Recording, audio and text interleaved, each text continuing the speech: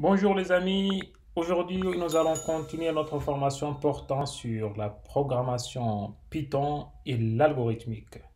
Nous allons voir aujourd'hui la notion des boucles conditionnelles. Il y a en fait deux boucles conditionnelles qui sont si et selon. Ce sont les deux boucles conditionnelles qu'on utilise en programmation, mais elles sont vraiment essentielles. Je pense que vous utilisez déjà Facebook ou bien vous utilisez un téléphone qui a un mot de passe. Si vous utilisez cela, c'est que derrière, il y a une boucle conditionnelle qui s'exécute. La boucle conditionnelle, c'est quoi?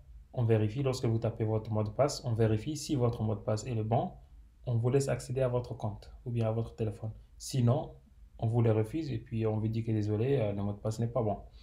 Là, c'est une boucle conditionnelle. En fait, je vous ai dit si et sinon. Donc, c'est une boucle conditionnelle. Voilà une boucle conditionnelle basique. Si la condition est vérifiée, alors on exécute quelque chose. Si votre mot de passe est bon, ça veut dire cette condition-là, mot de passe est égal à votre bon mot de passe, alors on exécute quelque chose. On vous affiche par exemple la page d'accueil. Si ce n'est pas le cas, on ne fait rien du tout. Donc voilà une boucle conditionnelle basique simple. À l'intérieur de votre boucle, il y a une séquence d'instructions. Ça peut être l'ouverture d'une page, ça peut être l'ouverture de votre téléphone, ça peut être un appel, ça peut être tout ce que vous voulez. Si une condition est vérifiée, alors il y a une instruction, un ensemble d'instructions qui s'exécute. Une autre façon d'écrire la boucle si, c'est de la joindre avec la boucle sinon. Si une condition est satisfaite, alors faites quelque chose. Si cette condition-là n'est pas satisfaite, faites l'autre chose.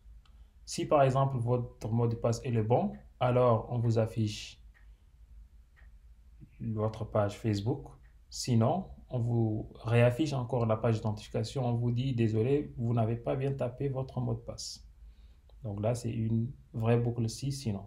Si vous travaillez par exemple à la défense, au ministère de la Défense du Tchad ou bien de la France, lorsque vous voulez entrer dans votre local, dans le local du ministère de la Défense ou bien dans un endroit quelconque qui est super sécurisé, le système va vous demander votre mot de passe.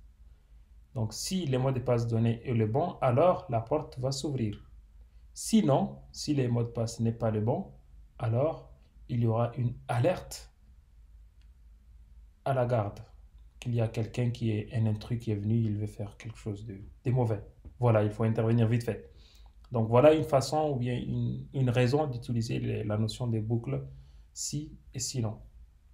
Le diagramme qui explique la notion de si et le voilà. Nous avons une boucle, on vérifie une condition, on vérifie la condition. Si elle est vraie, on exécute la séquence d'instruction numéro 1. Sinon, si la condition n'est pas vérifiée, alors on exécute la séquence numéro 2.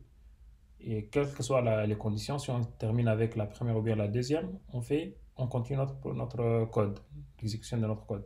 Vous voyez que l'exécution de ces deux séquences-là est exclusive. Si on exécute séquence 1, c'est que séquence 2 ne sera pas exécutée. Pourquoi? Parce que vous voyez les flèches, je viens là. Je ne remonte pas encore, hein. Je reviens directement là. Pareil ici aussi, je reviens là. Donc voilà une façon de faire du boucle si.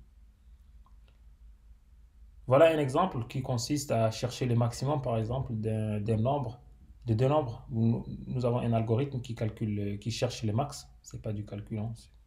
Bon, c'est du calcul aussi. Nous avons deux variables, x1 et x2, et on va chercher le maximum. On va mettre le maximum de x1 et de x2 dans la variable max. Donc voilà, nous avons appelé notre algorithme calcul max. On a fait un commentaire pour expliquer à l'utilisateur ou bien au développeur qui va venir utiliser notre algorithme, à quoi sert l'algorithme. Et puis on a commencé notre algorithme avec le mot début et on le termine avec fin.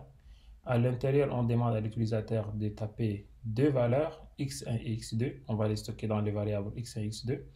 Et puis on vérifie si x1 est supérieur à x2, alors le maximum c'est x1. Sinon, le maximum c'est x2. Et puis on l'affiche. On va le faire avec du Python.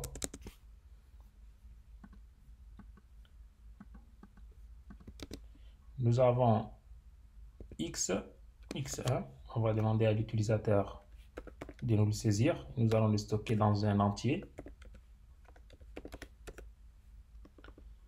Nous allons prendre x2 et nous allons le prendre en tant qu'entier pour le mettre dans la variable x2.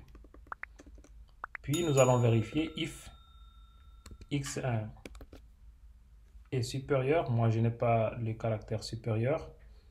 Ce que je fais, je le récupère d'ici. Je ne l'ai pas sur mon clavier. Donc, if x1 est supérieur à x2, est-ce qu'on a mis x supérieur ou égal? Donc, c'est tout simplement supérieur. Donc, si x1 est supérieur à x2, qu'est-ce qu'on fait? On va prendre le x1, on le met sur la variable max. Sinon, le max est égal à x2. Pourquoi? Parce que si x1 n'est pas plus grand que x2, c'est que c'est le x2 qui est le plus grand. Et voilà, on l'affiche à la fin. Print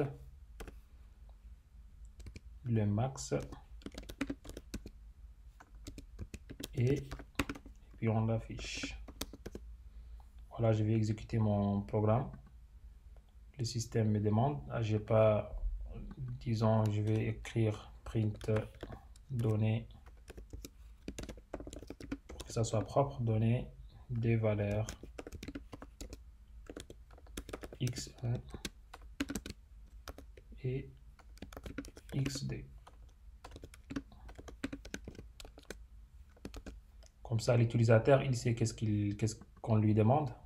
Voilà, donner des valeurs x1, x2. Je vais taper 9. Je tape entrée. Et puis, je mets 5, par exemple. Et voilà, le max est 5. Le max entre 9 et 5 et 5. Je vais le refaire encore. Je vais donner 7, par exemple.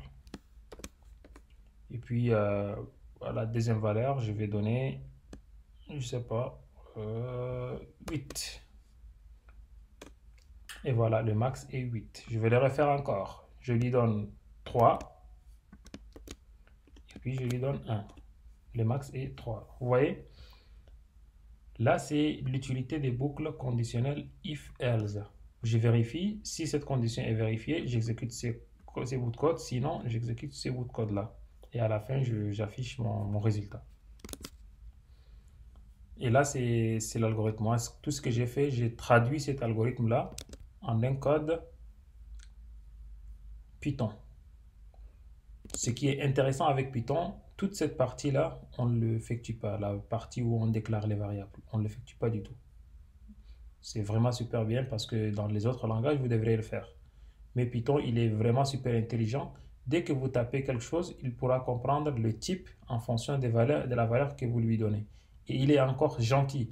Lorsque vous écrivez dans une variable, je sais pas, une valeur réelle, et par la suite vous mettez du chaîne de caractères, il va la convertir directement en une chaîne de caractères.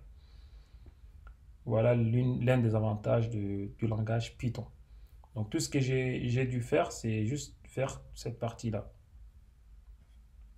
Le reste, la déclaration des variables et autres là, on ne le fait pas avec Python. Il le fait pour nous. Voilà une façon d'écrire des if imbriqués. On dit que ces if là sont imbriqués. Vous voyez, là c'est pour voir la température de l'eau. Si la température est inférieure à 0, on dit que c'est gelé, c'est de la glace. Sinon, il y a plusieurs cas.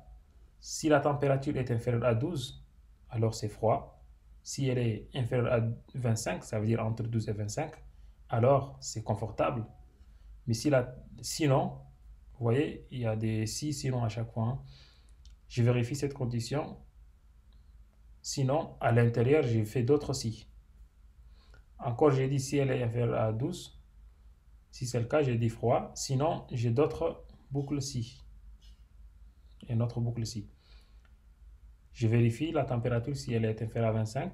Si c'est le cas, je dis c'est confortable. Si ce n'est pas le cas, j'ai une autre boucle si. Et ainsi de suite. Là, j'ai imbriqué. On dit qu'on a imbriqué les boucles si. On les trouve partout. C'est vraiment utilisé. il faut seulement savoir qu'à chaque fois que vous avez une boucle si, elle doit avoir son fin si. Vous voyez, là, la boucle intérieure, celle-là, elle a son fin si. Celle-là aussi a son fin si. Celle-ci aussi, fin si. Celle-là aussi, fin si. Et là aussi, on a le fin si de cette boucle-là. Donc, à chaque fois que vous avez une boucle si, il faudra avoir le fin si de votre boucle. C'est pareil ici, hein. Là, par exemple, je peux faire la même chose pour l'exercice. Si, je sais pas, donner la valeur de la température, par exemple, la valeur de la température. Et puis, je le mets dans une variable que je peux appeler temp. Puis, if temp est inférieur. Bon, je prends le symbole inférieur, il est là. If temp est inférieur à 0, est inférieur ou égal à 0, j'ai fait un print. C'est gelé. Else. Et dans le else, je vais faire un autre if. If la température est inférieure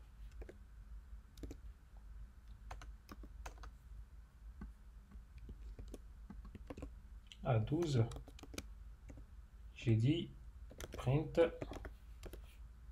c'est froid.